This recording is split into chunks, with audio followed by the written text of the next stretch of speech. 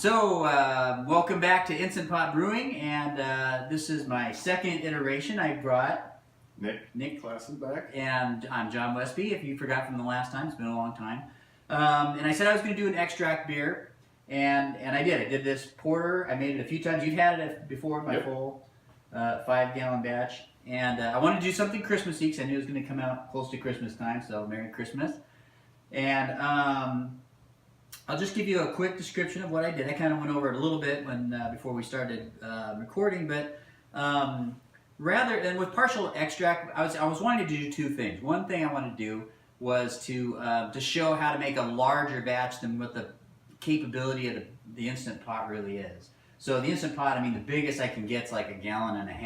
And that's what you ended up with last time? The last yes, it was 1.5 gallons. Yeah, which equates to about a little better than a 12-pack. It was, I think I had a 13-pack or a 12.5 or something like that. It's a little less. So this is 2.5 gallons.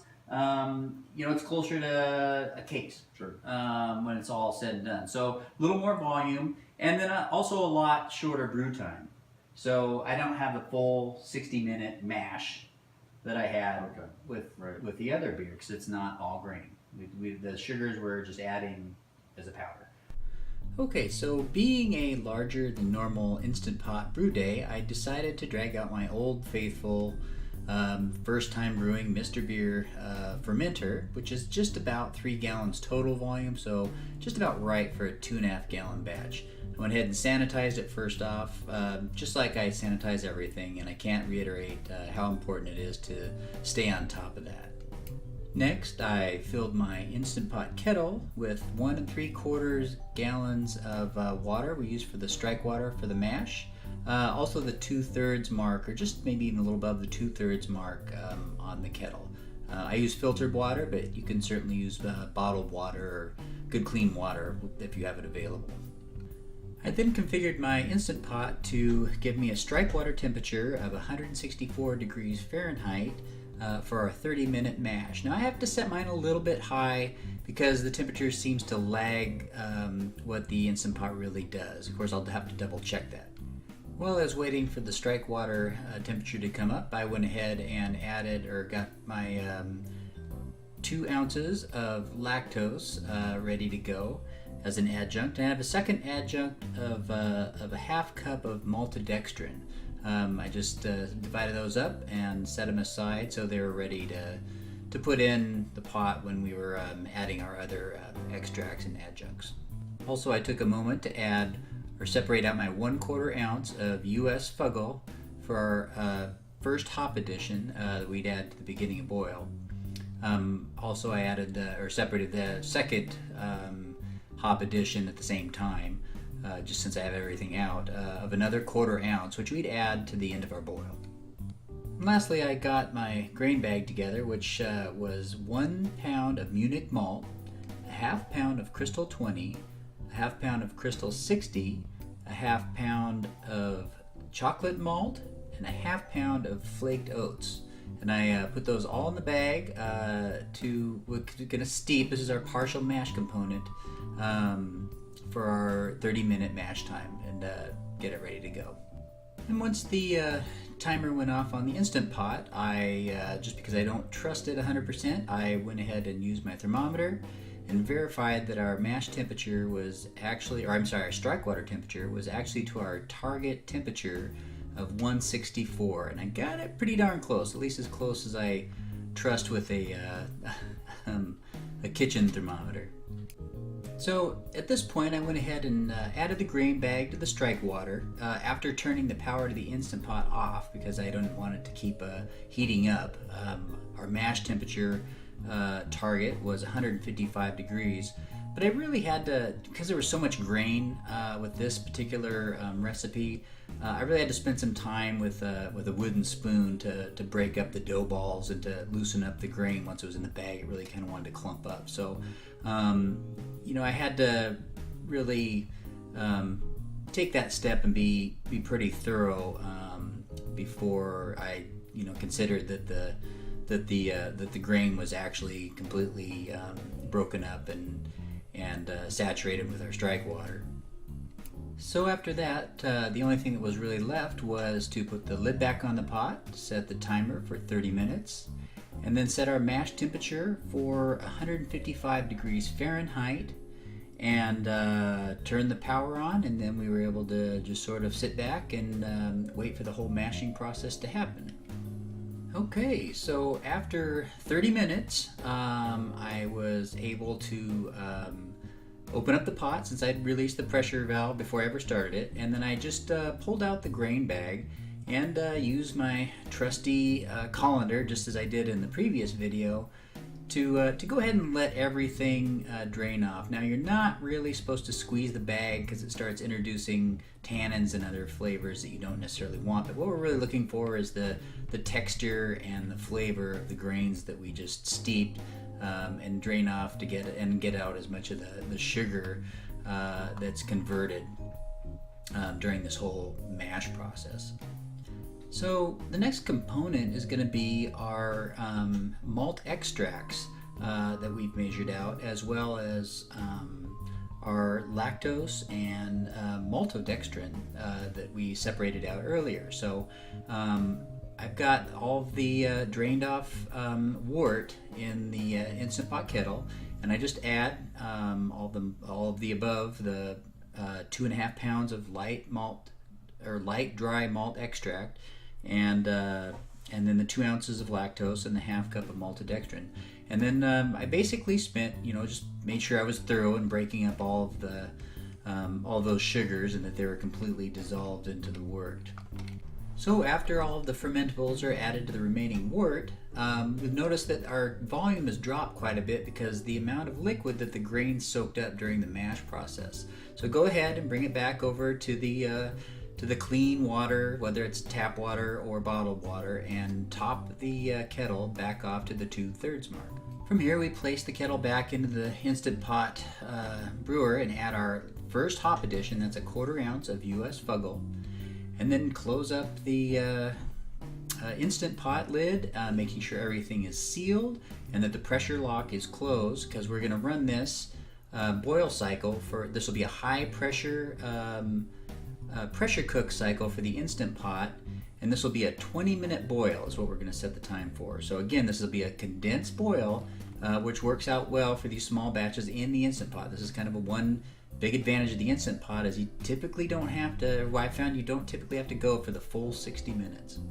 After I was able to safely remove the Instant Pot lid, I went ahead and added my last hops addition of a 1/4 ounce of U.S. Fuggle hops, and I let it stay at temperature for about 15 minutes before I went ahead and submerged the Instant Pot kettle into a cold ice bath to chill it. So after we get the wort chilled down to about 100 degrees Fahrenheit, I'm ready to add it to the fermenter, and this will be the initial wort concentrate addition that we put in there. This has all been pre-sanitized, so everything's is ready to go. And from here on out, anything you do to this, whether it's stirring it or anything, needs to be with sanitized gear. So your spoon, your test vessels if you're going to take a gravity, etc. So this brings us up to about the 1.25 to 1.5 gallon mark. On top of that, I'll go ahead and add just enough pre-chilled filtered water to bring the total volume up to just a little over the 2 gallon mark on the Mr. Beer container. I was adding, or I was calculating for 2.5 gallons, and I knew the container would hold it. So it came just a little over the 2.5 gallon mark on my Mr. Beer container. I then went ahead and took a gravity reading just to make sure I was at my target gravity, and verified that I was actually at 64 points. So 2.5 gallon batch, so it's a little shy. The total volume in the fermenter was just a little shy of, or a little over, I'm sorry, of 2.5 gallons. Some of that final volume will be trub in the bottom of the fermenter. Once I mixed up all of the wort and water, I got the pitching temperature down to about 60 degrees, where I added 1/2 of a packet of Safel SO4 dry AO yeast, and then I went ahead and capped it up and put it in my utility room where it's usually about 65 to 75 degrees, 65 to 70 degrees, and let it sit there for about 2 weeks.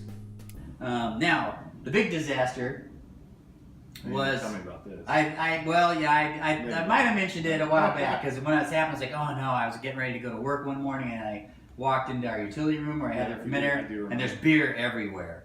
And I'm like, oh my gosh, and that my valve had broken. I don't know if this is with all Mr. Beer fermenters, but the seam is right on mine. It's really hard to seal, so I gotta have it 8 tight for it to seal. And it's actually broke the valve from being so tight on there. So I was able to rack and get this about 1.5 gallons. So I still only wound up with 1.5 gallons to bottle. The rest of it wound up on the floor. I thought I was going to lose everything, so I was really happy to make that. But, let it ferment out. I used USO 4 yeast. It fermented for a week and a half in the Sunteed jar now, 'cause I had to change fermenters. And right before I bottled it, I added a 1/2 ounce of raspberry flavoring. I can't remember the brand name. And a 1/2 ounce or 2 tablespoons. No, yeah, 2 tablespoons of vanilla extract. Now, my mistake that I made was I thought I had real vanilla extract and I had artificial vanilla extract. And I cheated this time. I actually tasted this before our taste test, though. I'll let you decide. You tell me what you taste. It should be a raspberry vanilla chocolate porter. That's what this should wind up tasting like. Right. So anyway, that's enough talking. Let me open So, up. but why do you think that the vanilla, the use might have instead of using the real stuff as opposed to the artificial? I'm not sure. I've never used the artificial before, and like the last time you tried this, when it was just the chocolate vanilla, I mean, it was like a candy bar. Yeah, it was. And you could really taste you knew the vanilla was in there. Yeah, there was no mistake. It didn't just taste vanilla. I mean, it was kind of a back flavor. It was kind of what I was aiming for. Yeah. And I just think that yeast does an amazing job of scrubbing out a lot of things even things you don't want in the beer, different esters, different proteins. I mean, I don't know, it cleans up a lot while it's fermenting. Artificial, I think it just ate the yeast. I think the yeast consumed it. That's my guess. I don't know that. So, but anyway, we'll see how this goes. Now, one thing I'll say is this has been bottled for a long time now. I've had this bottled about a month, and it's most of that 3 weeks of that has been in my pantry, and it's improved with age. Yeah, I think it has. I tasted it when it was a little green, and to me the raspberry almost gave it sort of a little bit of a bitter flavor. So, but I think as it aged, the raspberry kind of came out nice. That's my opinion, but you can take a taste. Yeah, what do you think? You smell the raspberry. Do you smell it? Yeah. It smells really good. Can you smell the vanilla? No. Not. All right. Here we go. We have a whole glass this time, so plenty of time. We split one, right? Yeah.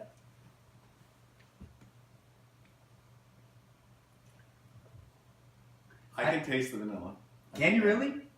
Yeah, a little bit. I taste the raspberry. I can really taste the raspberry, but at the end, as the raspberry goes away. A little bit. Yeah. But I mean, it still tastes the chocolate. Yeah. I mean, to me, it's chocolate raspberry.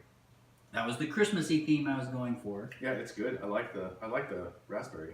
You know what? I gotta say, I snuck most of these before we did this video, so I'm not gonna lie about this one. And this is Nick's first time here on this beer. So the last one you did that was with this, did you have raspberry in it? It was just vanilla porter, it was right? just just vanilla porter, and it came out. And I really thought at the time, wow, this would be a really good Christmas beer, which kind of made me think about this. That's a really good. I like the raspberry in it. I wonder if the raspberry has anything to do with killing the vanilla. It could. I mean, it could be overpowering. Because it's there. It's not overpowering the beer by any means, but it's certainly. No. You can certainly tell. To me, it tastes like one of those chocolate you know those chocolate I raspberry. know exactly what. Yeah, I know. Exactly I don't know what they call them, raspberry sticks or orange. Yeah, I don't know what they. But That's what it tastes like to me. Because I can totally taste the chocolate, Yep. and I can totally taste the raspberry. I know when you first tried the first time, however long ago that was, it was still green. You said you Yeah. can taste vanilla, but I can taste a little bit of Can it. you? Yeah, absolutely. It's a little bit. Is it a little bit boozy? No, I don't. You think get that so. at all? Mm-mm. No. Nah, no, it's not. I kind of every once in a while when I make these dark beers, and I am an IPA guy. Yeah, I mean, me I too. get used to making IPAs, and I just and it just has a certain flavor. Usually the hops overpowers Yeah, it just really anything. Does. You know, you can have a really foul beer, and if you put enough hops in it, Yeah. it's great. And so these ones are to me are a little bit trickier. So the flavored stuff. Now I got my buddy Travis who brews out in Gearhart and makes some fantastic beers. He's kind of the one that he's made a couple of flavored beers now. What's his thing? IPA too. Yeah, he is. I mean, I think it's a West Coast thing. That's all I've ever done. Yeah, I mean, and I brew with my buddy Mike, mostly, and that's his thing too. So he brought over a tangerine. I think it was tangerine IPA. Oh my gosh, that was good. really, Yeah, it was beautiful. It's just perfectly clear, and I'm a little jealous of his brewing abilities. He does a really good job. So hopefully I can get him out here on one of these videos, or I'll pack up all my video equipment, which is basically my phone. And, and I'm going to go to the beach and see if I can get a video going with him too. I'm sure he can take you out there too, and he'll help you. So anyway, well, hey, thanks for coming over. Thank you. We'll enjoy the rest of these, and until the next one.